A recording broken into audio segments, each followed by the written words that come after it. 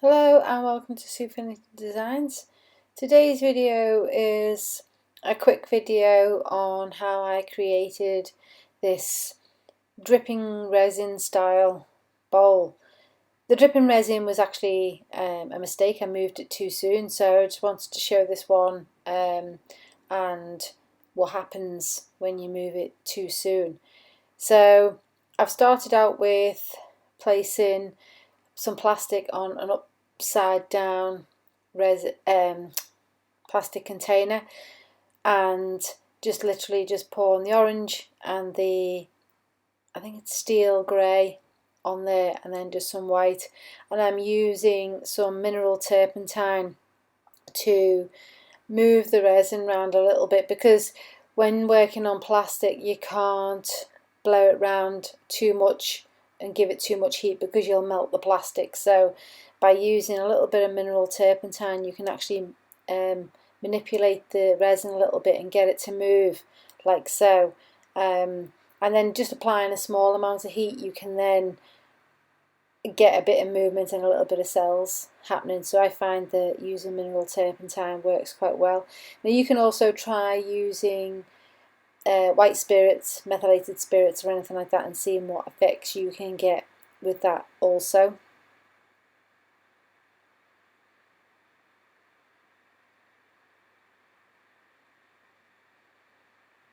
So I just realised that the actual plastic tray was not completely level. Now my table is really level, but the plastic tray isn't, so I was just moving it around just a little bit till it was sort of found in the centre, so that it would not run off the sides. Although there is a lip around the edge of the tray, because there is quite a bit of resin there, I didn't want any of it flowing off the sides.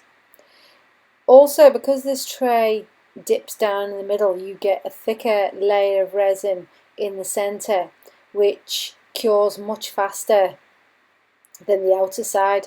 So this did actually cause a little bit of a problem when it came to bending, because the centre did cure much quicker, whereas the outside edge was still soft, hence why the resin actually runs into the centre when we come to move it. So I'm just using a plastic bowl, and see how the centre there is not bending really easily. So I was just using my glove, just having to force that into the space. But the outer edge bends really nicely because that's still quite pliable at the moment. So what I do here, using a little bit of heat, I just try to just make it a little bit softer so that it does bend a little bit better, but as it happens it ends up just staying pretty straight there, so it doesn't take on the full shape of the bowl. So bear that in mind when you're working on your piece, that the thicker layer of resin you do, the faster it's going to cure, and the harder it is it's going to be to bend.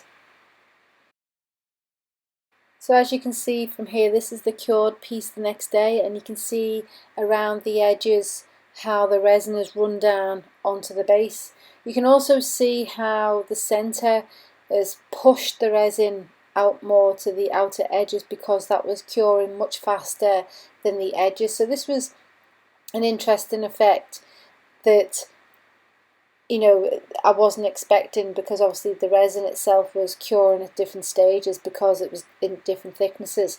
But as you can see, it was actually quite effective, and I do actually like those resin drips.